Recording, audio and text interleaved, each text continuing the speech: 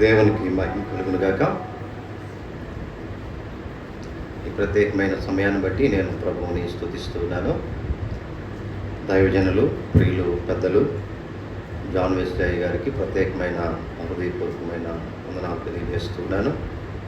చేరువచ్చిన సంఘమునకు పెద్దలైన మీ అందరికీ విశ్వవాణి పరిచర్య పక్షంగా నేను హృదయపూర్వకమైన నా వందనాలు తెలియజేస్తున్నాను. దేవుని విశేషమైన కృప పెద్దలైన మీ ఎదుట నిలవబడటం ప్రభు నాకు ఇచ్చిన ఆధిక్యతగా నేను భావిస్తున్నాను. గత వారం దినాల కిందట నేను జమీమా అమ్మగారి ఇంటికి వెళ్ళినప్పుడు విశ్వవాణి పరిచర్య తరపున నేను వెళ్ళాను. అమ్మ మరి ఎక్కడైనా విశ్వవాణి మిషనరీ పరిచర్య గురించి, తర్వాత వాక్య పరిచర్య చేయడానికి ఏదైనా అవకాశం ఉంటే చెప్పండి అని అంటే వెంటనే జమీమమ్మ గారు తప్పకుండా మేము వెళ్ళే సంఘంలో దైవ సేవకులు ఉన్నారు, కొన్ని సంఘాలు ఉన్నాయి, మరి వారికి చెప్తాను, వారు మిమ్మల్ని పిలుస్తారు, మిమ్మల్ని వాడుకుంటారు అని చెప్పారు. వెంటనే ప్రభు మరి అమ్మగారు జాన్ వెస్లీ గారికి చెప్పిన తర్వాత జాన్ వెస్లీ గారి నెంబరు నాకు ఇచ్చారు. జాన్ వెస్లీ గారు కూడా నాకు ఫోన్ చేశారు. ఆ విధంగా మీ మధ్యకు రావడం జరిగింది. దేవుని మహాకృప. మీ అందరూ బాగా వెల్ ఎడ్యుకేటెడ్, బాగా నాకంటే జ్ఞానం కలిగినటువంటి వారు. మరి విశేషంగా జాన్ వెస్లీ గారిని బట్టి నేను ప్రభువును స్తుతిస్తున్నాను. ప్రభు వారికి ఇచ్చిన ఆత్మల కొరకైన భారము, పరిచర్య కొరకైన భారాన్ని బట్టి కూడా నేను విన్నాను. మరి వారిని బట్టి ప్రత్యేకమైన స్తుతులు ప్రభువుకి నేను చెల్లిస్తున్నాను. నా పేరు ఫిలిప్. నేను విశ్వవాణి పరిచర్యలో గత 22 సంవత్సరాలుగా ఉన్నాను. ఒంగోలులో 19 సంవత్సరాలు దగ్గర నేను పరిచర్య చేశాను. ఇక్కడికి వచ్చి ఇది 2.5 సంవత్సరాలు దేవుని కృప గుంటూరుకి రావటం. అది వాస్తవానికి మా ఊరు పార్వతీపురం. అది ఇప్పుడు కొత్తగా పార్వతీపురం మన్యం జిల్లా అని పిలుస్తూ ఉన్నారు. అది విజయనగరంలో ఉండే ప్రాంతం. మాది పార్వతీపురం నుంచి ఇంకొక 30 కిలోమీటర్లు దూరాన్ని ఉంటుంది. రాయగడ అనే గ్రామానికి సమీపంలో, అది ఒరిస్సాకు సంబంధించిన గ్రామం రాయగడ అనేది. ఆ ఊరికి దగ్గరలో మా గ్రామం ఉంటుంది. మా గ్రామానికి దేవుని కృప, ప్రభు ప్రేమించి 5 విశ్వవాణి మిషనరీస్ని దేవుడు మా గ్రామంలో నుంచి లేపాడు. మేము విగ్రహారాధకులమే, భయంకరమైన విగ్రహారాధన చేసేవాళ్ళము. 22 కిలోమీటర్ల దూరంలో రాయగడలో మజ్జి గౌరీ అనే ఒక ఇలవేల్పు, ఇక్కడ విజయవాడలో కనకదుర్గ అంటాం కదా, అలాగే అక్కడ రాయగడలో మజ్జి గౌరీ అనే ఒక దేవతను ఆరాధించేటటువంటి కుటుంబం మాది. ప్రతి సీజన్లో ఒక పండగ చేసేవాళ్ళం. రైతులు కాబట్టి ప్రతి సీజన్కి నాట్లు వేసేటప్పుడు, వాత కోసేటప్పుడు, నూర్చేటప్పుడు, అన్ని పరిస్థితుల్లో ప్రతి పంట వేసేటప్పుడు ఒక పండుగ ఉండేది. మా కుటుంబంలో మా ఇల్లే ఒక ప్రధానమైన కుటుంబం. ఏదైనా జరిగితే మా ఇంట్లోనే మా కుటుంబ సభ్యులందరూ వచ్చి పండగ ఆచరించేవాళ్ళం. మా ఇంటి మధ్యలో ఒక పెద్ద రోడ్ ఉంటుంది. ఆ రోడ్లో నిప్పులు వేసి సాంబ్రాణి వేస్తే మా ఇంట్లో నెలకు ఒకసారి ఎజ్జోడు అని ఒక పూనకం పట్టే వ్యక్తిని తీసుకొని వచ్చేవాళ్ళం. ఆయన నిప్పుల మీద సాంబ్రాణి వేస్తే పూనకం బట్టి ఆయన పంటల గురించి, పశువుల గురించి, సంపద గురించి చెప్పేవాడు, వ్యాధుల గురించి చెప్పేవాడు. మరి ఆయనకి ఇచ్చింది నల్ల కోడిపెట్ట, కొంచెం బియ్యం, ఒక తెల్ల పట్టు పంచె అట్లా ఇస్తే తీసుకొని వెళ్ళిపోయేవాడు. ఆ విధంగా నా జ్ఞాపకంలో చాలా ఉన్నాయి. ఆ విధంగా విగ్రహారాధన చేసేటటువంటి కుటుంబం మాది. దేవుని విశేషమైన కృప. నేను విశ్వవాణి పరిచర్యలో మా గ్రామమంతా రక్షణ పొందింది. నేనైతే యుఎస్ఐ అని evangelical union students of India అని ఒక మినిస్ట్రీ మీకు తెలిసి ఉంటుంది చాలామందికి.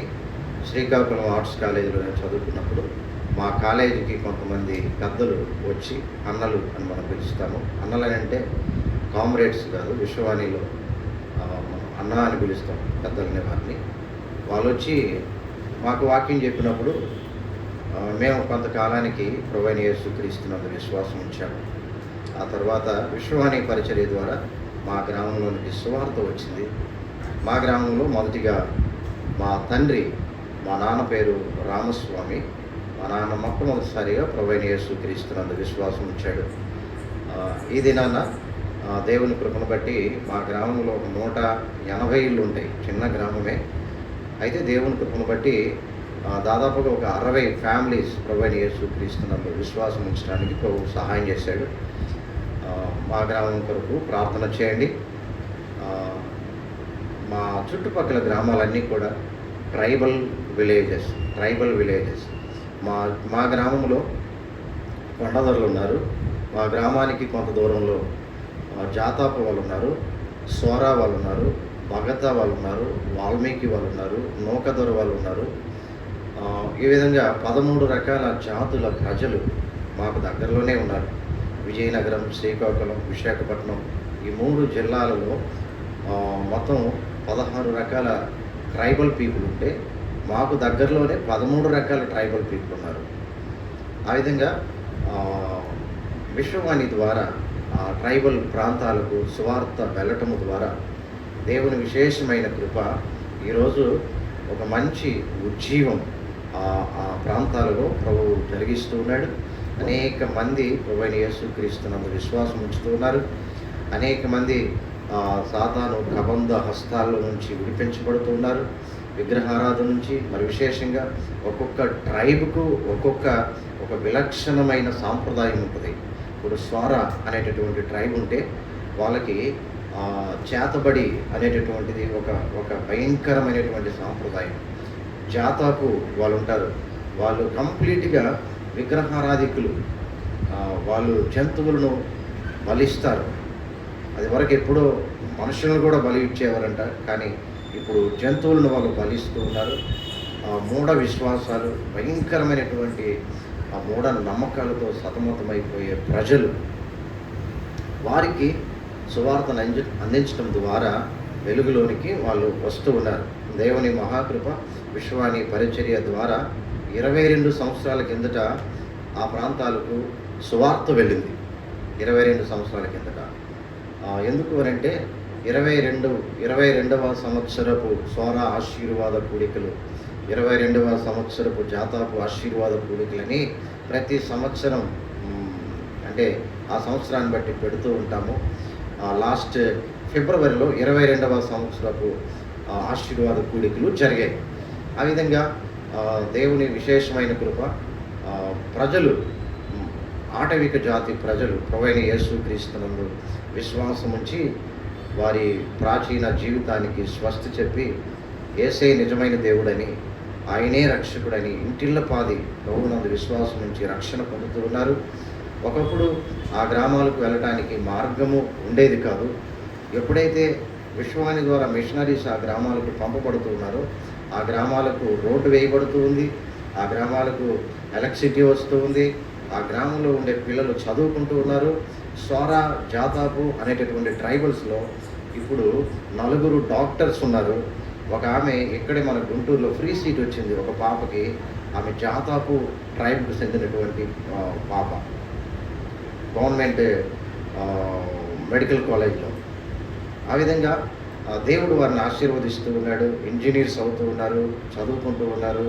ఈ దినాన వాళ్ళకు మంచి జ్ఞానం దేవుడు వారికి ఇస్తూ ఉన్నాడు. ఆ సంఘాలలో దేవుడు గొప్ప కార్యాలు చేస్తూ ఉన్నాడు. విశ్వవాణి పరిచర్యకు ప్రభు ఇచ్చిన ఒక విజన్ ఏంటి అని అంటే, భారతదేశంలో 330 తెగలు ప్రజలుంటే ఈ 330 తెగలకు సంపూర్ణంగా సువార్తను అందించాలి.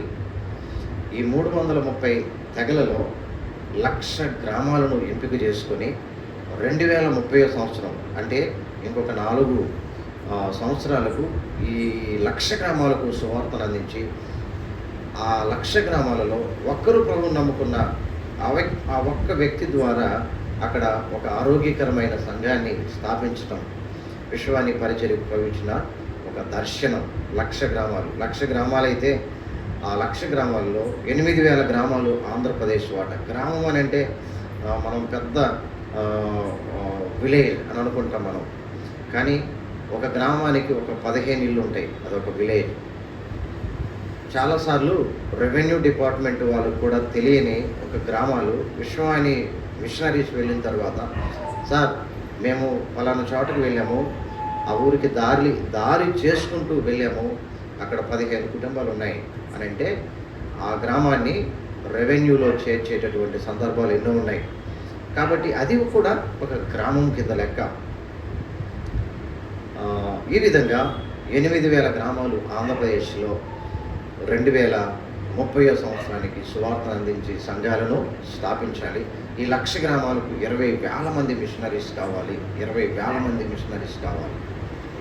8,000 గ్రామాలైతే ఒక్క ఆంధ్రప్రదేశ్లో 8,000 గ్రామాలు ఒక విజన్ అయితే, ఇప్పుడు 2,230 గ్రామాల్లో ఆటవిక జాతి ప్రజల మధ్య సువార్త జరుగుతూ ఉంది, ఆరాధన జరుగుతూ ఉంది. మరి ప్రతి సంవత్సరం విశ్వాన్ని ఆంధ్రప్రదేశ్ స్టేట్ మీట్ అని, తెలుగు విశ్వాసుల సదస్సు అని కన్యాకుమారి కానీ డార్జిలింగ్ కానీ ఈ విధంగా జరుపుతూ ఉంటాం. మనం గుంటూరు నుంచి కూడా చాలామందిని తీసుకుని వెళ్తూ ఉంటాం. గుంటూరు నుంచి ఒక మంచి రివైవల్ విశ్వాన్ని పరిచర్యలో చాలామంది మందిరాలు కట్టించేవాళ్ళు. ఈ విధంగా ఎక్కువ మందిరాలు కట్టించేవాళ్ళు గుంటూరు వాళ్ళే, ఎక్కువ మిషనరీస్ని పంపించేది గుంటూరు వాళ్ళే, ఎక్కువ ప్రోత్సాహం అందించేది గుంటూరు వాళ్ళే. ప్రియులరా, ఎందుకు ఈ విషయాలు చెబుతున్నారంటే, విశ్వవాణి వ్యవస్థాపకులు డాక్టర్ ఎమిల్ జబాల్ సింగ్ ఆయన పేరు. ఆయన దర్శనం, ఆయనకు ప్రవచించిన దర్శనం ఏంటి అని అంటే, ఇదివరకు దున్నని బీడు భూములను దున్నండి. హోషేయ గ్రంథము 10వ అధ్యాయం 12వ వచనంలో ఇదివరకు దున్నని బీడు భూములు దున్నండి. బీడు భూమి అని అంటే సువార్త ఎరగని ఒక హృదయం, సువార్త ఎరగని ఒక వ్యక్తి. బీడు భూమి అంటే సారము లేని భూమి, దేనికి పనికిరాని భూమి అని అర్థం. అలాగైతే ఈ సారము లేని నిష్ప్రయోజనకరమైన ఈ భూములు ఎక్కడున్నాయి? ఈ భూములు అని అంటే ఈ మనుషులు ఎక్కడున్నారని అంటే ఇండియన్ పాకెట్స్లో ఉన్నారు, ఇండియా పాకెట్స్లో ఉన్నారు, మారుమూల ప్రాంతాలు, ఏజెన్సీ ప్రాంతాలు. కాబట్టి వాళ్ళకు సువార్తను అందించాలి అనేది ఆయన యొక్క దర్శనం. అక్కడ ఎలాంటి కాంపిటీషన్ లేదు, ఎలాంటి పోటీతత్వం అక్కడ లేదు. అపోస్తలుడు పౌలు గారు అంటాడు కదా, నేనైతే ఇదివరకు సువార్త ఎరగనటువంటి వారి మధ్య సువార్తను చేయాలి అని మిక్కిలి ఆశ కలిగి ఉన్నాను అని చెప్పి రోమేయులకు రాసినటువంటి పత్రికలో 15వ అధ్యాయం 20వ వచనంలో అంటాడు. అలాగా దేవుని విశేషమైన కృపను బట్టి ఈ పరిచర్యకు పోటీ లేదు, ఈ పరిచర్యకు అవసరత ఉంది. ఎంతమంది వచ్చినా, మిషనరీస్ వచ్చినా పంపడానికి సిద్ధముగా ఉన్నటువంటి పరిచర్య. ప్రతి సంవత్సరానికి 6 నెలలకు ఒక 30 మంది మిషనరీస్ని విశ్వవాణి ద్వారా మనం పంపిస్తూ ఉన్నాం. 6 నెలలకు 30 మంది మిషనరీస్. అంటే 6 నెలలు ఎందుకనంటే 6 నెలలు బైబిల్ ట్రైనింగ్ వాళ్ళకి ఇచ్చి సువార్త ప్రకటించడానికి వచ్చి ఎలా ప్రకటించాలి అనే విషయాలు వారికి నేర్పి వారిని మిషన్ ఫీల్డ్కి పంపిస్తాం. అలాగైతే సంవత్సరానికి 60 మంది మిషనరీస్ను పంపిస్తూ ఉన్నాం. నాయకుల యొక్క విజన్ ఏంటి అని అంటే, అలల వలె సేవకులు వెళ్ళాలి, అలల వలె సేవకులు లేవాలి అన్నది విశ్వవాణి నాయకులు ప్రవచించినటువంటి గొప్ప దర్శనం, ఒక విజన్. కాబట్టి ఈ శ్రేష్టమైనటువంటి పరిచర్యల గురించి మీ ముందు చెప్పడానికి ప్రభు నాకు ఇచ్చిన ఈ అవకాశాన్ని బట్టి నేను ప్రభువుని ప్రత్యేకంగా స్తుతిస్తూ ఉన్నాను. ఈ అవకాశాన్ని బట్టి దైవజనులకు ప్రభుపేట నేను హృదయపూర్వకమైన వందనాలు నేను చెల్లిస్తూ ఉన్నాను. మీరు ఎప్పుడైనా మిషన్ ట్రిప్‌కు రండి. మిషన్ ట్రిప్‌కు నేను చాలామందిని తీసుకొని వెళ్తూ ఉంటాను. లాస్ట్ మంత్ గుంటూరు నుంచే 7గురిని తీసుకొని వెళ్ళాను. మిషన్ ట్రిప్స్ ఎలా ఉంటాయి అనంటే, ఆ ట్రైబల్స్ మధ్యకి మనం వెళ్తాము. వాళ్ళ సాంప్రదాయాలు, వాళ్ళ వాళ్ళ బ్రతుకులు మనం గమనించినప్పుడు ఒక ప్రత్యేకమైన విధానంలో ఉంటాయి. ప్రత్యేకమైన విధానంలో మిషన్ ఫీల్డ్స్ అనమాట. అంటే మిషన్ పొలాలు, స్వార్థ పొలాలు. అంటే ఎప్పుడైనా మనం వెళితే వారిని ప్రత్యక్షంగా వారిని మనం చూడొచ్చు, వారిని మనం దర్శించవచ్చు. ఫలానప్పుడు ఈ విధంగా ఉన్నాము, ఇప్పుడు ఈ విధంగా మేము ఉండి ప్రభువుని ఆరాధిస్తూ ఉన్నాం, మా బ్రతుకులు మారిపోయాయని వరిస్తూ ఉన్న సాక్ష్యం చాలా గొప్పది. కొన్ని గ్రామాలు అయితే గ్రామాలకు గ్రామాలు ప్రభువునందు విశ్వాసం ఉంచారు తెలుసా. 60 గ్రామాలు కంప్లీట్ యేసు ప్రభువుని నమ్ముకున్నటువంటి గ్రామాలు. ఆదివారం అయితే వాళ్ళు తలుపులు వేసేసి అందరూ ఆరాధనకు వస్తారు. ఒక ఊరుంది, ఆ ఊరు పేరు మహేంద్రపురం. అది శ్రీకాకుళం జిల్లా వీరఘట్ట మండలంలో ఉంటుంది. అది జాతాపు గ్రామం. ప్రభువునందు వాళ్ళ విశ్వాసం ఉంచిన తర్వాత ఊరుకు ఊరే మారిపోయారు. మహేంద్రపురం అనేటటువంటి ఊరు అబ్రహాం నగర్గా మార్చబడింది. ఇలా 60 గ్రామాలు కంప్లీట్గా ప్రభువునందు విశ్వాసం ఉంచారు. వాళ్ళు ఒకసారి ఒక ఉద్యమం చేపట్టారు వీరఘట్టంలో. ఏంటి అని అంటే, పేపర్లో న్యూస్లో కూడా వచ్చింది, మాకొద్దు ఈ మద్యం అని ఒక ఉద్యమం వాళ్ళు చేపడితే శ్రీకాకుళం జిల్లా కలెక్టర్ అసలు ఈ జాతాపు వాళ్ళకి ఎలా వచ్చింది ఇలాంటి రివైవల్, ఎందుకు వాళ్ళు ఇలాంటి ఉద్యమం చేస్తూ ఉన్నారు, వాళ్ళు నిరంతరం తాగి చనిపోయేటటువంటి వాళ్ళు కదా, వాళ్ళకి ఎవరు చెప్పారు అని ఆలోచన చేస్తే వాళ్ళ మధ్యకు మిషనరీస్ వెళ్ళారు. విశ్వవాణి ద్వారా సేవకులు వెళ్ళి వాళ్ళ బ్రతుకులను మార్చారు అనే విషయం ఆయనకు అర్థమైంది. అప్పటి నుంచి శ్రీకాకుళంలో కానీ విజయనగరంలో కానీ ఎక్కడైనా ట్రైబల్స్ మధ్య మనం కన్వెన్షన్ పెడితే ఎవరైనా కలెక్టర్ ఆఫీస్ నుంచి ఎవరైనా ఒకరు వస్తారు, ఆ 3 రోజులు అటెండ్ అవుతారు. అది ఆ విధంగా అదొక సాంప్రదాయంగా మారిపోయిందనమాట. కాబట్టి ఈ విధమైనటువంటి పరిచర్య పరిశుద్ధాత్మ దేవుడు విశ్వవాణి పరిచర్య ద్వారా ఆటవిక జాతి ప్రజల మధ్య మారుమూల ప్రాంతాల్లో జరిగిస్తూ ఉన్నాడు. నా రిక్వెస్ట్ ఏంటి అని అంటే, ఈ పరిచర్య కొరకు మీరు ప్రార్థన చేయండి.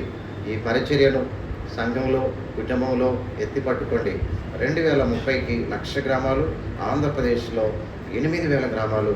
ఇది ఒక విజన్, ఇదొక దర్శనం. కాబట్టి ఈ పరిచర్య వెనుక దేవుని కృప ఉంది. పరిచర్యను ప్రభు బలపరిచి నడిపిస్తున్నందుకు ప్రభువుని నేను స్తుతిస్తూ ఉన్నాను. దేవునికి వందనాలు. ఈ సమయంలో కొద్ది నిమిషాలు నేను దేవుని వాక్యాన్ని మీతో షేర్ చేసుకోవడానికే నేను ఇష్టపడుతున్నాను. మీ అందరికీ నాకంటే ఎక్కువ వాక్యం తెలుసు. మాది ఫస్ట్ జనరేషన్, కానీ మీరు చాలా ఏండ్లుగా ప్రభువునందు విశ్వాసం ఉంచినటువంటి వారు. మీకంటే మాకు ఏం తెలియదు. మీ అందరికంటే వాక్యంలో నేను చాలా తక్కువ. కాబట్టి కొద్ది నిమిషాలు నేను మీతో షేర్ చేసుకోవడానికే ఇష్టపడుతున్నాను. సంఘాలోనికి వెళ్ళినప్పుడు బబ్బిడి అనేటటువంటి ఒక జాతాపు గ్రామం ఉంటుంది. ఆ గ్రామానికి వెళ్తే మన ఆంధ్రప్రదేశ్లోని ఒరిస్సా బార్డర్లో ఉంటుందన్నమాట ఆ ఊరు. బబ్బిడి అనే గ్రామం. అది ఎట్లా అంటే, కురుపాం అనేటటువంటి ఊరు నుంచి దాదాపు ఒక 20 కిలోమీటర్స్ ఉంటుందన్నమాట. గుమ్మలక్ష్మీపురం, ధర్మలక్ష్మీపురం అనేటటువంటి గ్రామాలు ఉంటాయి. అవన్నీ దాటుకుంటూ పోవాలి. మన ఆంధ్రప్రదేశే. ఈ గ్రామాల పేర్లు మీరు ఎప్పుడైనా విన్నారో లేదో కదా. అక్కడకు వెళ్ళాలి అని అంటే 20 కిలోమీటర్స్ అనమాట. ఆ ఊర్లో సాయంకాలం కూడికి జరుగుతూ ఉంది. మేము వెళ్ళాం. ఒంగోలు నుంచి నేను ఒక 10-11 మంది, నాతో 12 మంది మేము వెళ్ళాం. ఆ ఊరు వెళ్తా ఉంటే సాయంకాలం అయింది.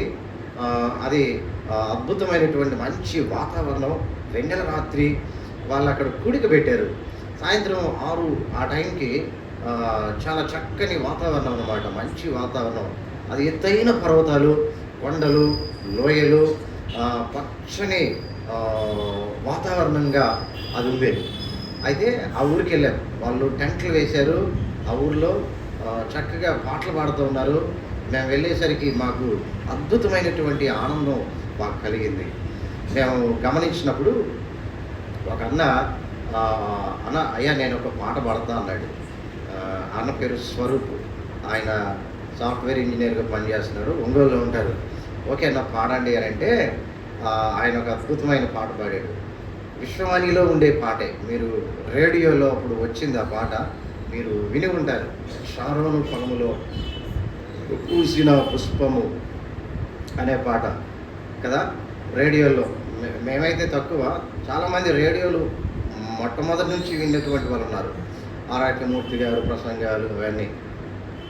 అందులో ఒక అద్భుతమైనటువంటి పాట పాడాడు. నేను ఒక పల్లవి ఒక చరణం పాడటానికై నేను రిక్వెస్ట్ పాడదా, ఒక పల్లవి ఒక చరణం.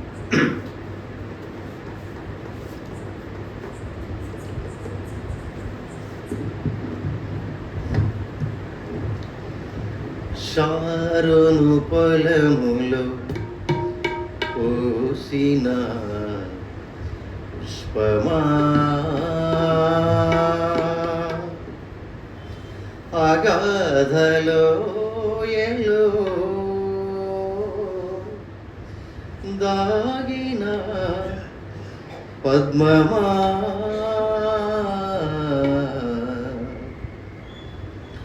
ఓ సంఘమా ప్రియ సంఘమా, ఓ సంఘమా ప్రియ సంఘమా, షారోను పొలములో పూసిన పుష్పమా, అగాధలో ఎలో దాగిన పుష్పమా, ఓ సంఘమా ప్రియ సంఘమా, ఓ సంఘమా ప్రియ సంఘమా, షారోను పొలములో పూసిన పుష్పమా.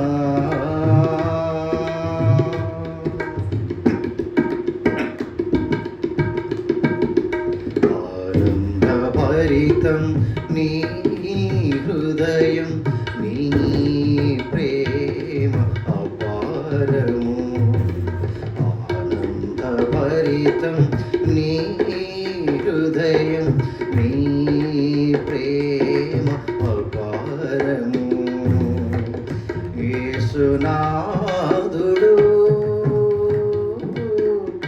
నిన్ను పిలువగా, యేసునాథుడు నిన్ను పిలువగా, సిద్ధపడుమా ఓ సంఘమా ప్రియ సంఘమా, సిద్ధపడుమా ఓ సంఘమా నా సంఘమా, షారోను పొలములో పూసిన పుష్పమా, అగాధలో ఎలో దాగిన పద్మమా, ఓ సంఘమా ప్రియ సంఘమా, ఓ సంఘమా ప్రియ సంఘమా. కొండలు దాటి బండలు దాటి యేసునాథుడు నిన్ను చేరగా, కొండలు దాటి బండలు దాటి యేసునాథుడు నిన్ను చేరగా, నీదు హృదయమునా నివసింప నీయమా, సిద్ధపడుమా ఓ సంఘమా ప్రియ సంఘమా, సిద్ధపడుమా ఓ సంఘమా ప్రియ సంఘమా, షారోను పొలములో పూసిన పుష్పమా, అగాధలో ఎలో దాగిన పద్మమా, ఓ సంఘమా ప్రియ సంఘమా, ఓ సంఘమా ప్రియ సంఘమా, ఓ సంగమా, నా సంగమా. దేవునికి మహిమ కలుగును. మరి ఈ పాట అన్న పాడిన తర్వాత నాకు గుర్తొచ్చింది, ఎందుకన్నా ఈ పాట పాడేవారంటే, తమ్ముడు ఈ పాట నేను విన్నప్పుడు ఈ బబ్బిడి గ్రామము కొండలు, లోయలు, ఎత్తైన పర్వతాలు ఇవన్నీ దాటుకుంటా ఈ ప్రకృతి అందాన్ని చూస్తూ చూస్తూ చూస్తూ మురిసిపోతూ ఆనందంగా ఈ ఊరికి రావటం, ఆ పాత దినాల్లో ఉండిన ఈ పాట నాకు గుర్తొచ్చింది తమ్ముడు, అందుకే నేను పాడాను అన్నాడు. అయితే అన్న నేను కూడా ఈ పాట పాడతా, మీరు పాడారు కదా నేను కూడా పాడతానని నేను కూడా పాడాను ఈ పాట అక్కడ. వీళ్ళరా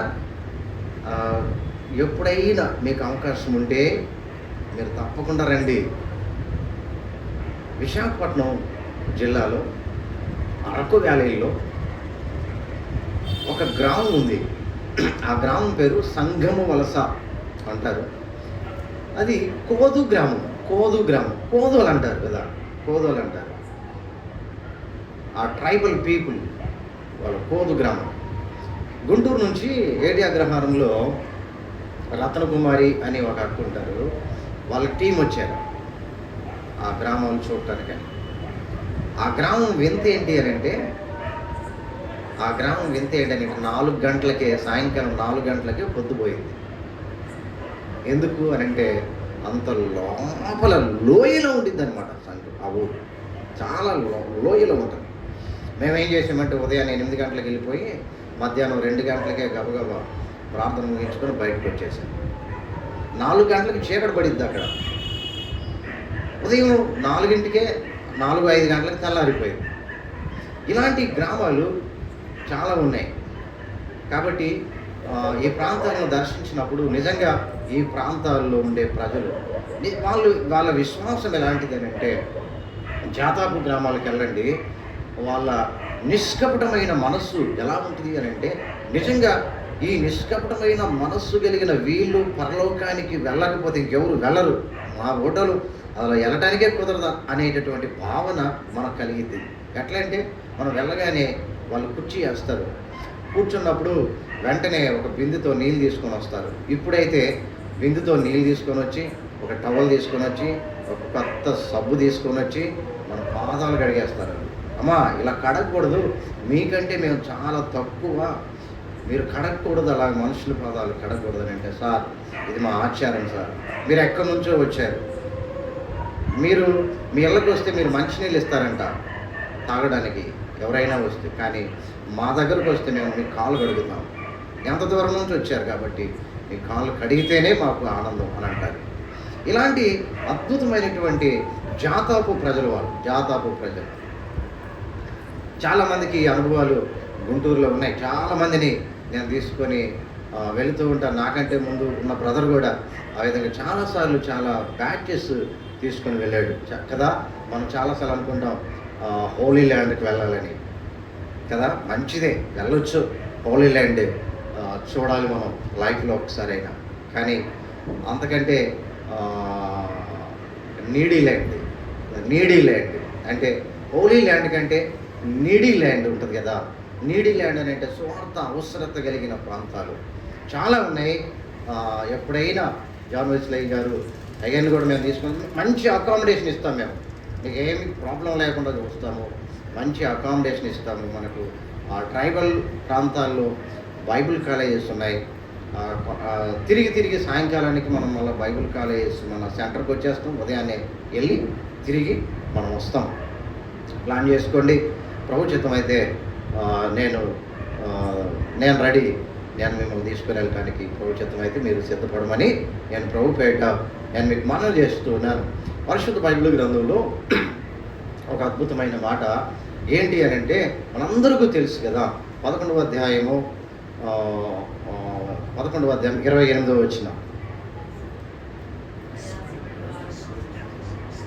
11వ అధ్యాయం 28వ వచనం. ప్రయాసపడి, మత్తయి సువార్త కదా, ప్రయాసపడి భారమును మోయిచి ఉన్న సమస్త జనులారా నా యొద్దకు రండి అన్నాడు ప్రభు. అంటే ఈ మాటను మనం గమనిస్తే గ్రేట్ ఇన్విటేషన్ కదా, ఒక అద్భుతమైనటువంటి ఆహ్వానం. ఎవరికి అని అంటే యూనివర్సల్ కాల్ అని అంటాం కదా. ప్రపంచం అంతటికీ ప్రభు ఇస్తున్నటువంటి ఒక అద్భుతమైనటువంటి ఆహ్వానం, గ్రేట్ ఇన్విటేషన్ ప్రభు ఇస్తూ ఉన్నాడు. సమస్త జనులారా నా యొద్దకు రండి అన్నాడు. ఇది కామన్గా ప్రజలందరికీ ప్రభు ఇచ్చినటువంటి పిలుపు. అందరినీ ప్రభు పిలుస్తూ ఉన్నాడు, అందరినీ ప్రభు పిలుస్తూ ఉన్నాడు. ఆయన సమస్త జాతులను పిలుస్తూ ఉన్నాడు, సమస్త వంశాలను పిలుస్తూ ఉన్నాడు. సమస్త జాతుల కొరకు, వంశాల కొరకు కదా మన ప్రభు అయిన యేసుక్రీస్తు వారు కల్వరి శిలువలో తన ప్రాణమును పెట్టాడు కదా, తన ప్రాణమును పెట్టాడు. ప్రకటన గ్రంథంలో ఒక అద్భుతమైనటువంటి మాట మనం చూస్తాం. 5వ అధ్యాయంలో ప్రకటన గ్రంథంలో వ్రాయబడిన మాట 5వ అధ్యాయంలో మనం గమనిస్తే 9వ వచనం,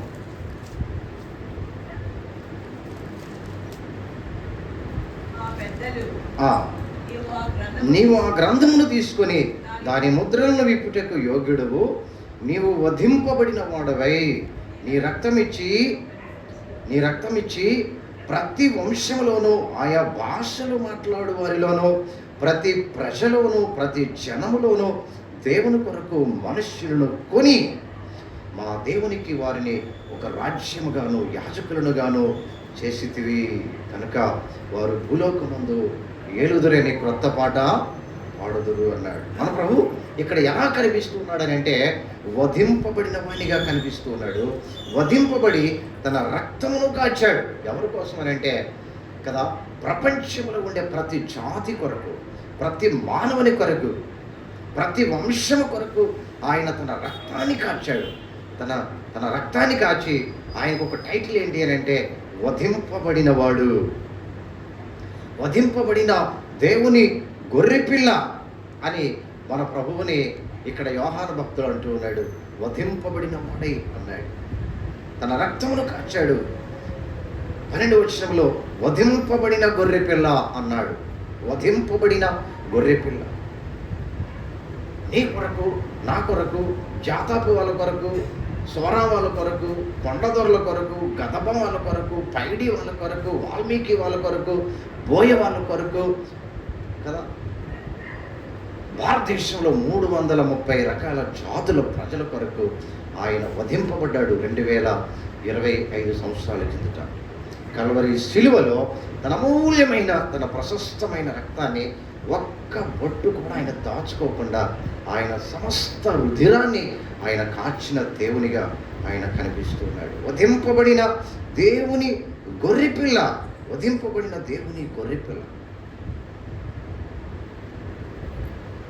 అలాగైతే మనం జ్ఞాపకం చేసుకోవాలి, ఈ వధింపబడినటువంటి దేవుని గొర్రెపిల్ల మన ప్రభువైన యేసుక్రీస్తు అనే సత్యాన్ని సర్వలోకానికి ప్రకటించాలి. సమస్త మానవాళికి ఈ విషయాన్ని మనము ప్రకటించాలి కదా. మీరు సర్వలోకమునకు వెళ్ళి సర్వ సృష్టికి సువార్తను ప్రకటించండి. The great command, the great commission. ఈ గొప్ప ఆజ్ఞకు శిరస్సు వహించి ఖండాంతరాలు దాటి అపోస్తులు భారతదేశానికి వచ్చారు.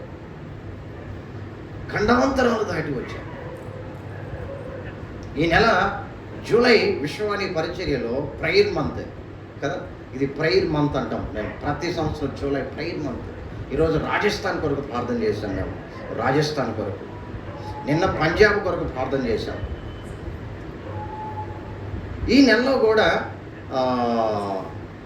ఇది ఒక గాస్పల్ ఏదో ఉంది గుంటూరులో. గాస్పల్ డే అనేది ఏదో ఏర్పాటు చేస్తారు చర్చెస్లో. కాబట్టి సమస్త మానవాళికి ప్రకటించటం, సమస్త వంశాలకు, సమస్త జాతుల ప్రజలకు ప్రకటించటం దేవుని సువార్త. ఈ వాక్యము వెల్లడి అవుటతోడనే లోకంలోనికి వెలుగు కలుగును. అది తెలివి లేని వారికి తెలివి పుట్టించును. 119వ అధ్యాయము 130వ వచనం. అజ్ఞానులు ఎలా మార్పు చెందుతారు, చీకటిలో ఉన్నవారు ఎలా వెలుగులోనికి వస్తారు అనే విషయాన్ని మనం ఆలోచించినప్పుడు చాలా చాలా అద్భుతమైనటువంటి సాక్ష్యాలు నేను మీకు చెప్పగలను. ప్రకాశం జిల్లా నల్లమల్ల ఫారెస్ట్ ఉంటుంది. నల్లమల్ల ఫారెస్ట్, అక్కడ చెంచు ప్రజలు ఉంటారు. దాదాపు 300+ చెంచు గూడేలు అంటారు, వాటిని గూడేలు అంటారు. వాళ్ళు ఎలా ఉంటారు తెలుసా? మనము మంచినీళ్ళు తాగినట్టు వాళ్ళు సారా తాగుతారు, మంచినీళ్ళు తాగినట్టు వాళ్ళు సారా తాగుతారు, వాళ్ళే కాచుకొని తాగుతారు. వాళ్ళు అడవిలోకి వెళ్ళిపోతే పిల్లలు ఏడుస్తారని చెప్పి పిల్లలకి సారా పోసి 5 సంవత్సరాలు ఆ లోపల పిల్లలు కూడా సారా పోస్తే ఆ మత్తులో వాళ్ళు నిద్రపోయి సాయంత్రం వాళ్ళు అడవి లోపల నుండి వచ్చేదాకా ఆ మత్తులోనే ఉంటే వాళ్ళు లేపుకుంటారు ఆ తల్లిదండ్రులు ఆ పిల్లల్ని. అలాంటి భయంకరమైనటువంటి ప్రజలు చెంచు ప్రజలు. గవర్నమెంట్ సర్వే ప్రకారం ఏంటి అని అంటే చెంచు ప్రజలు 40 సంవత్సరాల పైబడి వయసు కలిగిన వారు ఎవరూ లేరు. త్వరలో అయిపోయేటటువంటి జాతి చెంచు ప్రజలు. కనుక రాబోయే తరాలకు చెంచు ప్రజలు ఎలా ఉంటారు అని మనం చెప్పాలి అని అంటే వాళ్ళ నమూనాలు శ్రీశైలంలో పెట్టాలి అని చెప్పి వాళ్ళ నమూనాలు గోచి పెట్టుకొని పక్క చిక్కిపోయి పట్టింత కాలు సన్నటివి అట్లా కొన్ని నమూనాలు పెట్టారు శ్రీశైలంలో. రాబోయే కాలంలో వీళ్ళు ఎవరు అని అంటే వీళ్ళు చెంచు ప్రజలు ఇలా ఉండేవాళ్ళు అని చెప్పడానికి. ఒక విషయం నేను చెప్పదలుచుకున్నా ఏంటి అని అంటే ఇప్పుడు వాళ్ళు మన సంఘంలో సభ్యులు, ఇద్దరు అన్నదమ్ములు. పెద్ద ఆయనకి పెళ్ళి అయిపోయింది, చిన్నోడికి ఇంకా పెళ్ళి కాల. అన్నయ్య అంటున్నాడు, రే తొందరగా పెళ్లి చేసుకోనంటే డబ్బులు లేవురా అంటున్నాడంట. డబ్బులు లేవురా అని అంటే వాళ్ళకి పెళ్ళి అంటే ఏంటి అని అంటే 2,000 రూపాయలు ఉంటే చాలు, పెళ్ళి అయిపోతాయి. అమ్మాయి తరపున అబ్బాయి తరపున కూర్చుంటారు, సారా తీసుకొని వస్తారు, మాంసం తీసుకొని వస్తారు, సారా తాగుతారు. వాళ్ళేమో వీళ్ళకి సారా ఇస్తారు, వీళ్ళేమో వాళ్ళకి మాంసం ఇస్తారు. ఇచ్చి పుచ్చుకున్న తర్వాత ఆ అమ్మాయిని వాడితో వెళ్ళిపోయాయి అని అంటారు. ఇంకంతే, వాడితో వెళ్ళిపోయాయి అని అంటారు. పెళ్ళి అయిపోయినట్టే లెక్క. కాబట్టి ఈ 2,000 రూపాయలు లేక ఆ అబ్బాయి ఆగుతూ ఉంటే నేను ఇస్తాను రా అని చెప్పాడంట అన్నయ్య. సరే ఇచ్చాడు. పెళ్ళి అయిపోయిన తర్వాత సాయంత్రానికి వాళ్ళ అన్న వచ్చి, రే నీకు డబ్బులు ఇచ్చాను కదా 2,000 రూపాయలు, నా డబ్బులు నాకు ఇచ్చే అన్నాడు. ఇందాకే కదా అన్నయ్య పెళ్ళి అయింది, ఈరోజే కదా, తర్వాత ఇస్తానులే అన్నాడంట. ఆ పెళ్ళి మైకంలో వాళ్ళు బాగా తాగి ఉంటారు కాబట్టి మాట పెరిగి అన్నయ్య ఏం చేశాడంటే వాళ్ళ దగ్గర షార్ప్ బాణాలు ఉంటాయి, అంబులు అంటారు వాటిని, తీసుకొని వచ్చేసి తమ్ముడిని కొట్టాడు. బాణంతో కొట్టినప్పుడు అది గుండె లోపల నుంచి బయటికి వెళ్ళిపోయిన తర్వాత ఆ గుండెను ఆ బాణం పట్టుకొని ఇట్లా లాగితే ఈ గుండె బయటకు వచ్చేసింది. అంత పవర్గా ఆయన లాగాడు. వెంటనే గిలగిల తన్నుకొని 15 నిమిషాలు ఆయన చచ్చిపోయాడు. అక్కడ తమ్ముడు పెళ్ళైన రోజే చచ్చిపోయాడు. వెంటనే పోలీసులు వెళ్ళారు, డోర్నాల గవర్నమెంట్ హాస్పిటల్కి తీసుకొని వెళ్ళారు. ఈ లోపల చనిపోయాడు. ఆయన్ని జైల్లో పెట్టారు, ఒంగోలు సబ్ జైల్లో తీసుకుని వెళ్ళారు. ఆ అన్నయ్యని తీసుకుని వెళ్ళారు. మూర్ఖత్వం ఏంటి అని అంటే తాగిన మైకంలో అలాంటి మూర్ఖమైనటువంటి పనులు చేస్తారు. ఇప్పుడు ఆ ఒంగోలు సబ్ జైల్లో ఉన్నటువంటి వ్యక్తి విడిపించబడిన తర్వాత ఆయన ఇప్పుడు వాళ్ళ ఊరు వెళ్ళిపోయాడు, తుమ్మలబైలు అనే ఊరు. ఆ తుమ్మలబైలు అనే ఊరిలో ఆయన చర్చికి వస్తున్నాడు, యేసుప్రభు నిజమైన దేవుడని తెలుసుకున్నాడు, తాగుడు మానేశాడు. ఆయన తుమ్మలబైలు సంఘంలో సంఘ పెద్దగా ఉంటున్నాడు. శ్రీశైలం వెళ్ళేటప్పుడు లెఫ్ట్ సైడ్ చింతల తుమ్మలబైలు అనే గ్రామాలు వస్తాయి, డోర్నాల నుంచి మనం పైకి వెళ్తే.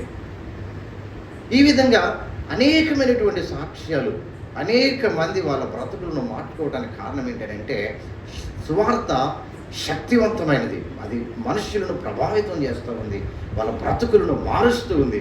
గవర్నమెంట్ వాళ్ళు ఏమీ చేయలేనటువంటి పరిస్థితి. ఇప్పుడు చెంచు వాళ్ళ దగ్గర 45 సంఘాలు ఉన్నాయి. నల్లమల్ల ఫారెస్ట్లో 11 మంది మిషనరీస్ పనిచేస్తూ ఉన్నారు. చెంచు వాళ్ళ దగ్గర. ఇంకా చూసుకుంటే ఎవరూ అక్కడ పనిచేసేవాళ్ళు లేరు, ఏ మిషన్ అక్కడ పనిచేసేవాళ్ళు లేరు. ఇంకా చేయవలసింది దాదాపు 250-60 గ్రామాలు ఉన్నాయి. సువార్త వాళ్ళకు ప్రకటించి అక్కడ సంఘాలను స్థాపించాలి. సేవకులు కావాలి, వాళ్ళని పంపించే వాళ్ళు కావాలి. ఈ విధమైనటువంటి విలక్షణమైన బ్రతుకు చెంచు వాళ్ళది. ఒక్కొక్క జాతికి ఒక్కొక్క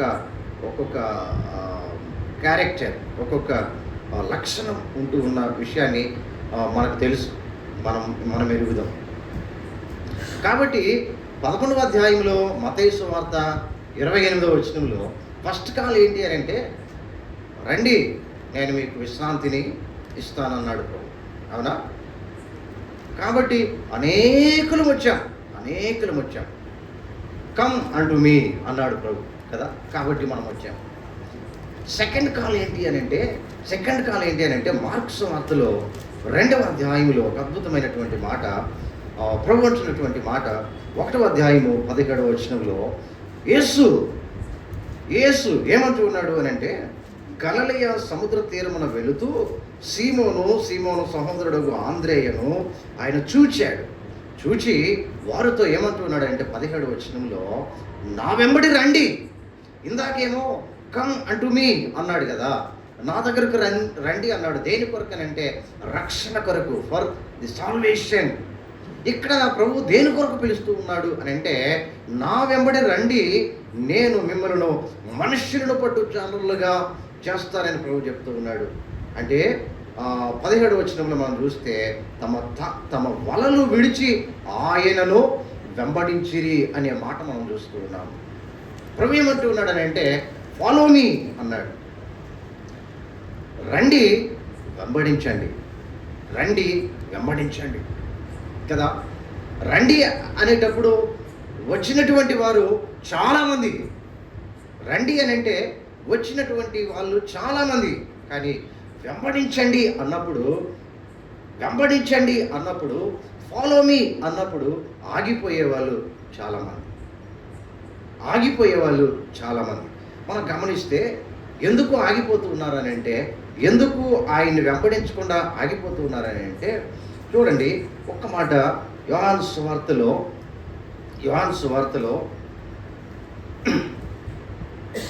6వ వచనం, 6వ అధ్యాయం 6వ వచనం, ఆయన శిష్యులలో అనేకులు ఈ మాట విని, ఇది కఠినమైన మాట, ఇది ఎవడు వినగలడు అని చెప్పుకున్నారు.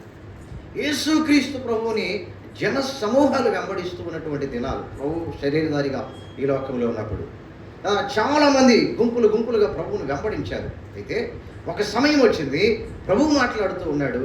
ఏమంటూ ఉన్నాడు అని అంటే, క్షయమైన ఆహారం కొరకు మీరు కష్టపడొద్దు, నిత్య జీవము కలుగజేయు అక్షయమైన ఆహారం కొరకు మీరు కష్టపడండి అని ప్రభు చెబుతూ ఉంటే, చిన్నగా వారిలో ఒక రకమైనటువంటి ద్వేషభావం కలిగింది. అది కఠినమైనటువంటి మాట అనుకుంటూ ఉన్నారు. అలా మనం గమనించి చూసినప్పుడు యేసుప్రభు వారు ఏమంటూ ఉన్నాడు, 52వ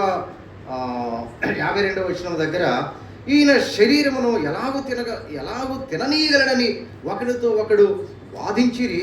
కావున యేసుప్రభు వారు అంటూ ఉన్నాడు, మీరు మనుష్య కుమారుని శరీరము తిని ఆయన రక్తము త్రాగితేనే కానీ మీరు జీవము గలవారు కారు.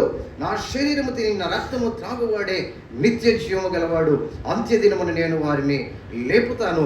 నా శరీరము నిజమైన ఆహారము, నా రక్తము నిజమైన పానమును అని ప్రభు చెబుతూ ఉన్నటువంటి మాటలు యేసుక్రీస్తు ప్రభువారిని అంతవరకు వెంబడించినటువంటి వారందరి హృదయాలను కఠినపరుస్తూ ఉన్నాయి. యేసుక్రీస్తు ప్రభు అద్భుతాలు చేస్తూ ఉన్నాడు, నిజమే. ఆయన 5,000 మందికి ఆహారం పెట్టాడు, నిజమే. ఆయన ఆశ్చర్య కార్యాలు చేస్తూ ఉన్నాడు, నిజమే.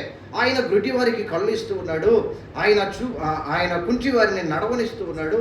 ఆయన వ్యాధిగ్రస్తులను బాగు చేస్తూ ఉన్నాడు.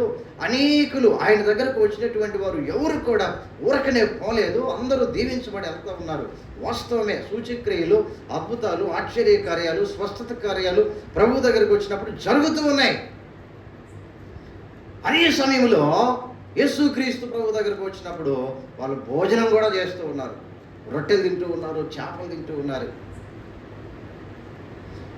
యేసుక్రీస్తు ప్రభు పరలోకమును గూర్చి, నిత్యత్వాన్ని గూర్చి, పరిశుద్ధతను గూర్చి, తీర్పును గూర్చి ఆయన బోధిస్తూ ఉంటే అవి చెవులకు వినసొంపుగానే ఉన్నాయి, మాట్లాడుతున్నారు. కానీ ఇక్కడ మనం గమనించినప్పుడు అవి కఠినమైనటువంటి మాటలుగా ఉన్నాయంట. ఇవి ఎవరు వినగలరు అని అన్నారు.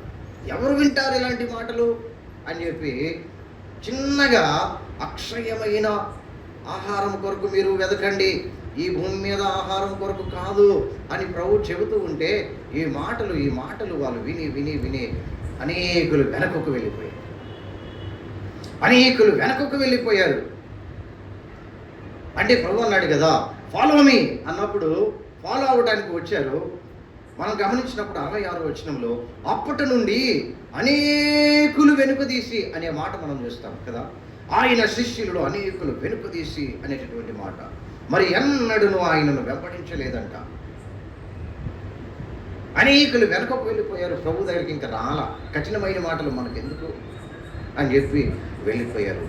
అయితే అందరూ వెళ్ళిపోవడం చూసిన తర్వాత ప్రభు ఎంత ప్రేమ గలవాడు అని అంటే, ఎంత దయగలవాడు అని అంటే, గుంపులు వెళ్ళిపోయారు, జనసమూహం వెళ్ళిపోయారు, 70 మంది వెళ్ళిపోయారు. చివరికి మిగిలింది ఎంతమంది అని అంటే 12 మంది మిగిలారు.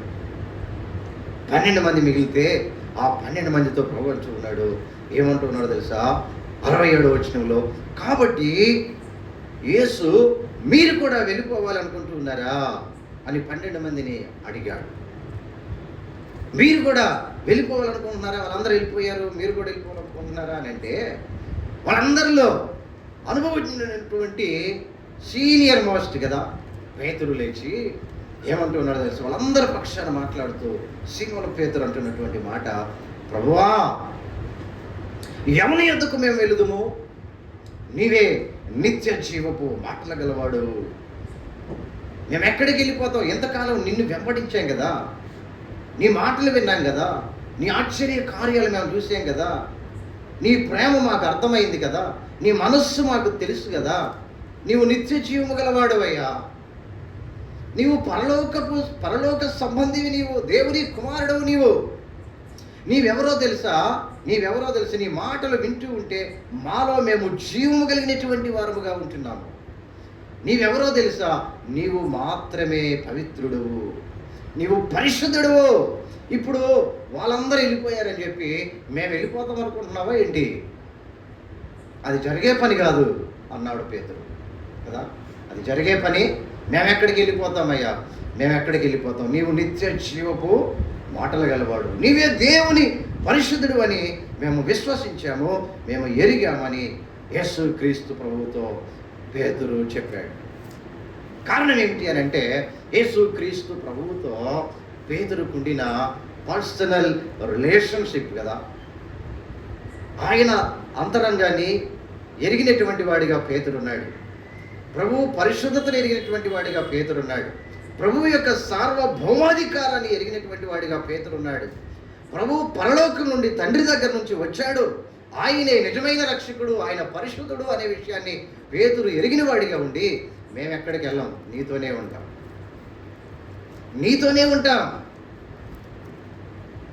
ప్రభు అన్నాడు కదా, ఫాలో మీ అంటే ప్రభువును వెంబడించేటటువంటి క్రమంలో అనేకమైనటువంటి సమస్యలు. మిషన్ ఫీల్డ్స్ మనం వెళ్ళినప్పుడు ఎన్ని ప్రాబ్లమ్స్ తెలుసా?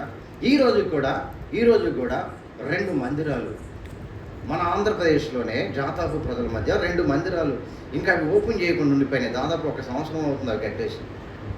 కారణం ఏంటంటే, మందిరాలు ఓపెన్ చేస్తే వెంటనే కూల్చేస్తామంటున్నారు. వెంటనే కూల్చేస్తాం మందిరాలు అని అంటున్నారు.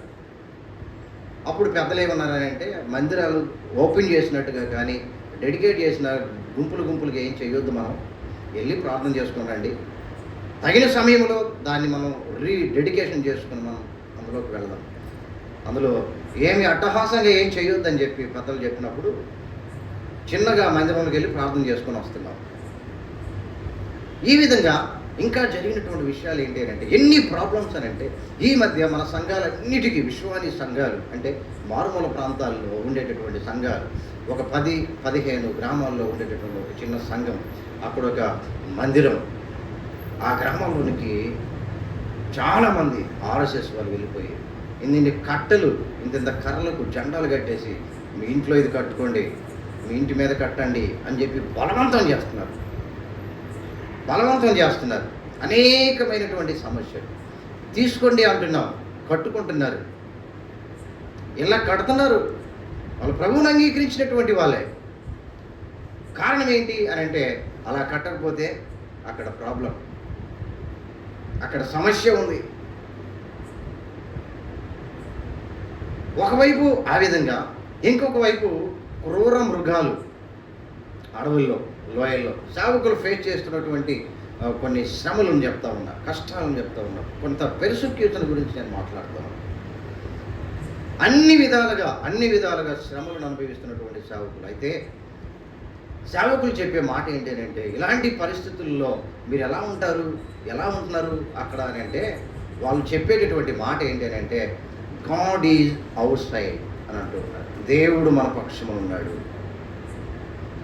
దేవుడు మన పక్షమున ఉన్నాడు అంటూ ఉన్నారు. పిల్లరా, ఇలాంటి భయంకరమైనటువంటి శ్రమలు, కానీ వాళ్ళు ఒక్కరు కూడా ప్రభువుని దూషించి కానీ, ప్రభువుని దూరం చేసి కానీ, ప్రభువు సన్నిధి నుంచి వెళ్ళిపోవడం కానీ వాళ్ళు చేయట్లా. కారణం ఏంటి అని అంటే, వాళ్ళలో నాటబడిన బలమైన విశ్వాసం. మేమిప్పుడు ఎక్కడికి వెళ్ళిపోతాం? పేతురు అంటున్నట్టుగా, మేమిప్పుడు ఎక్కడికి వెళ్ళిపోతాం? నీవు నిత్య జీవపు మాటలు గలవాడు కదా, మీరు మాట్లాడుతూ ఉంటే మేము బ్రతుకుతూ ఉన్నాం కదా, నిత్య జీవపు మాటలు గలవాడు. ఇలాగ మాట్లాడేటటువంటి వారు ఎవరు? ప్రభువుని గురించి మనం చూస్తాము, ఆయనలాగా అధికారంగా మాట్లాడేవారు ఎవరు మాకు కనపడలేదని అంటారు. మన ప్రభు ఆయన మాటలు మనుషులను బ్రతికిస్తూ ఉన్నాయి. పేతురు అంటూ ఉన్నాడు, నువ్వు పరిశుద్ధుడు, నీవు మాత్రమే పరిశుద్ధుడు అన్నాడు. యు ఆర్ ఓన్లీ అన్నాడు. నీవు పరిశుద్ధుడు కాదు, ఇక్కడ అంటున్నటువంటి మాట, నీవే పవిత్రుడవు, నీవే దేవుని పరిశుద్ధుడవు అన్నాడు. నీవే దేవుని పరిశుద్ధుడు. ఇలా కదా, ఇలాంటి భయంకరమైనటువంటి పరిస్థితులు కదా, విశ్వవాణి మిషన్ ఫీల్డ్స్లో జరుగుతున్నటువంటి సంభవాలు చాలా ఉన్నాయి. 1750లో భారతదేశానికి, మనలో చాలామందికి తెలుసు, భారతదేశానికి వచ్చినటువంటి మిషనరీస్ మేఘాలయ రాష్ట్రానికి వెళ్ళారు. 1750లో మేఘాలయ రాష్ట్రానికి వెళ్తే అక్కడ ఒక భయంకరమైనటువంటి తెగ ఉన్నారు. ఆ తెగ పేరు గ్యారో అనేటటువంటి తెగ. ఆ గ్యారో అనేటటువంటి తెగ వాళ్ళ యొక్క సాంప్రదాయం ఏంటి అని అంటే, మా అమ్మాయిని మీ అబ్బాయికి ఇచ్చి నేను పెళ్లి చేయాలని అంటే, మీ అబ్బాయి ఎన్ని డిగ్రీలు చదివాడని అడుగుతున్నాం మనం, మీకు ఎంత ప్రాపర్టీ ఉంది అని అడుగుతున్నాం మనం, ఏం చదువుకున్నాడు, అసలు ఏంటి పరిస్థితి అని అడుగుతూ ఉన్నాం మీ అబ్బాయి గురించి. కానీ ఆ రోజుల్లో అయితే నేనేమంటాను అని అంటే, మీ అబ్బాయిని గురించి, మీ అబ్బాయి ఎన్ని పుర్రెలు కట్టాడు, మీ గోడకి ఎన్ని పుర్రెలు కట్టాడో నేను లెక్కేసుకొని రావాలి. అంటే అక్కడ వాళ్ళ ప్రధానమైనటువంటి వృత్తి ఏమిటి అని అనగా వేటాడటం, మనుష్యుల్ని వేటాడటం. అది 1700వ శతాబ్దంలో జరిగినటువంటిది. గ్యారో అనేటటువంటి ట్రైబ్. అలాంటి ప్రజలకు సువార్తలు అందించడానికి వెళ్తే కొంతకాలానికి ఒక భర్త, ఒక భార్య, ఇద్దరు వాళ్ళ పిల్లలు, కుమారులు ప్రభువునందు విశ్వాసం ఉంచారు. ఈ గ్యారో అనేటటువంటి ట్రైబ్లో విశ్వాసం ఉంచితే, వీళ్ళు ప్రభువునందు విశ్వాసం ఉంచారని తెలిసి కుల పెద్దలు, అక్కడ ఉండేటువంటి పెద్దలు అందరూ కూడా తెలుసుకొని, వీళ్ళ బ్రతుకేంటి డిఫరెంట్గా ఉంది, వీళ్ళ మాటలు డిఫరెంట్గా ఉన్నాయి, మనం ఆరాధించే దేవుళ్ళని వీళ్ళని ఆరాధించట్లేదు అని చెప్పి వాళ్ళని ఒకరోజు బయటకు తీసుకుని వచ్చారు. చుట్టూ కూడా వాళ్ళంతా ఉన్నారు. వాళ్ళంతా మారణ ఆయుధాలు వాళ్ళ చేతిలో పట్టుకుని ఉన్నారు. వాళ్ళు అన్నారంట, భారతదేశంలో 33.5 కోట్ల దేవతలు ఉన్నారు కదా, మీరెందుకు ఎక్కడి నుండో వచ్చినటువంటి ఆ ప్రభువును, యేసుక్రీస్తు ప్రభువును దేవునికి ఆరాధిస్తూ ఉన్నారు అని అంటే, ఆయన ద్వారా మేము రక్షణ పొందాము, మా బ్రతుకులు మారాయని చెప్పారంట. అలాగైతే ఆ విశ్వాసాన్ని మీరు కాదనండి అన్నారంట. కాదనకపోతే చంపేస్తాం, కాదనకపోతే ఇక్కడే మిమ్మల్ని షూట్ చేస్తామన్నారంట. వాళ్ళు అన్నారంట, అయ్యా బాబు, మేము మీ మధ్యలోనే ఉన్నాం, అయితే మేము ఒక్క మాట చెప్తా ఉన్నాం, మేము ఎప్పుడో డిసైడ్ అయిపోయాం. ఏమయ్యా, మేము తీర్మానం అయిపోయింది, యేసుక్రీస్తు ప్రభువే నిజమైన దేవుడు, ఆయనే రక్షకుడు, మేము తీర్మానం చేసుకున్నాం, ఆయన ద్వారానే పరలోకానికి మార్గం, ఆయన మా జీవితాన్ని మార్చాడు, మేము తీర్మానం చేసుకున్నామని అంటే, అయితే మీరు ఆ విశ్వాసాన్ని కాదనరా అని అంటే, మేము కాదనం. వెంటనే చిన్న కుమారుని తీసుకొని చెట్టు కట్టి వెంటనే షూట్ చేశారు. వాళ్ళ ముందే ఆ చిన్న కుమారుడు కింద పడిపోయాడు, చచ్చిపోయాడు. ఇప్పుడైనా మారండి అని అంటే, లేదు మేము డిసైడ్ చేసుకున్నాం. ఏంటి అని అంటే, యేసుక్రీస్తు ప్రభు దేవుడని. వెంటనే రెండవ కుమారుడిని చెట్టు కట్టి వేలాడగట్టి వెంటనే షూట్ చేశారు. తన భార్యను కూడా వెంటనే చెట్టు కట్టేసి తన కళ్ళ ముందే భార్య, 2 కుమారులు, 3 చనిపోయారు. ఆయన ఉన్నాడు, ఆయన కూడా అడిగారు. ఫైనల్గా చెప్పానంటే ఆయన అంటున్నటువంటి మాట, లోకంలో ఎవరు నాకు లేకపోయినా మేము లోకం వైపు చూడట్లేదు, మా ముందు సిలువ ఉంది, మేము సిలువను చూస్తూ ఉన్నాం, మేము సిలువను చూస్తూ ఉన్నాం. వెంటనే ఆయన కూడా చంపేశారు. 4 హతసాక్షులయ్యారు మేఘాలయ రాష్ట్రంలో 1750వ సంవత్సరంలో. గ్యారో అనేటటువంటి ట్రైబల్స్, అక్కడ నుండి పుట్టిన ఒక అద్భుతమైనటువంటి పాట ఏంటి అంటే, ఈరోజు అందరం పాడతాం కదా, I have decided to follow Jesus, no turning back, no turning back. Though all may leave me, still I will follow, no turning back, no turning back. The cross before me, the world behind me, no turning back, no turning back అనేటటువంటి పాట మేము యూఎస్ఏలో మేము నేర్చుకున్నాం. ఈరోజు మనం గమనిస్తే ప్రపంచంలో మేఘాలయ అంటే అస్సాం, ఇప్పుడు అది అస్సాంలో మేఘాలయ ఉంటుంది. అక్కడ నుంచి అనేక మంది మిషనరీస్ ప్రపంచంలో అనేక దేశాలకు వెళ్ళారు. వాళ్ళు హతసాక్షులై ధారపోసినటువంటి రక్తము మొరపెట్టడం ద్వారా అనేక మంది ప్రభువైన యేసుక్రీస్తునందు విశ్వాసం ఉంచడం మాత్రమే కాకుండా మిషనరీస్ అక్కడి నుంచి బయటకు వెళ్ళారు. అనేక మంది మిషనరీస్ వెళ్ళారు. నాగాలాండ్లో 88% క్రిస్టియన్కి కదా. ఈశాన్య రాష్ట్రాలను గమనిస్తే 1750లో వచ్చినటువంటి గ్రేట్ రివైవల్, ఒక అద్భుతమైనటువంటి ఉజ్జీవం కారణమైంది. వీళ్ళరా పేతురు అంటున్నాడు, మేము వెళ్ళనే నీతోనే ఉంటాం, చావైనా బ్రతుకైనా నీతోనే మేము నడుస్తాము. వాళ్ళు వెళ్ళిపోయారని మేము వెళ్ళిపోం.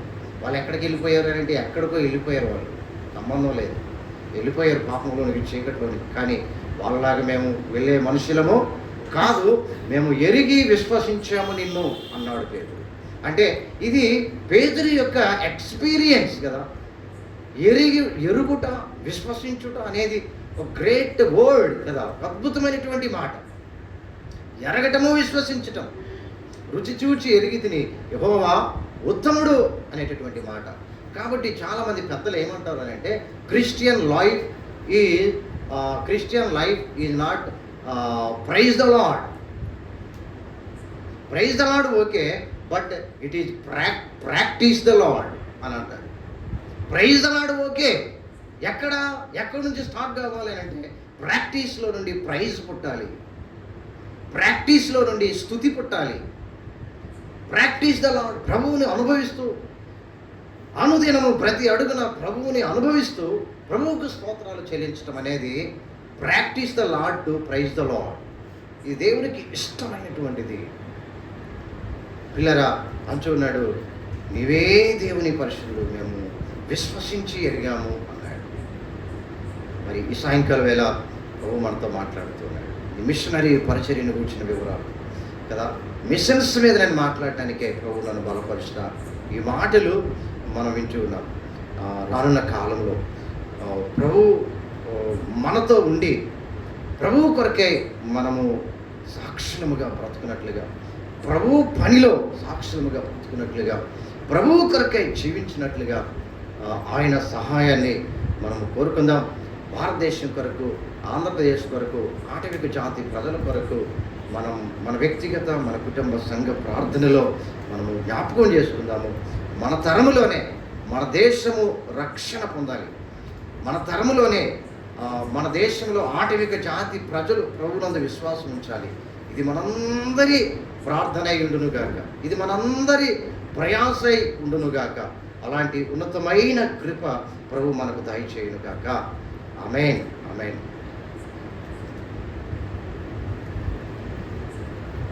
Thank you very much.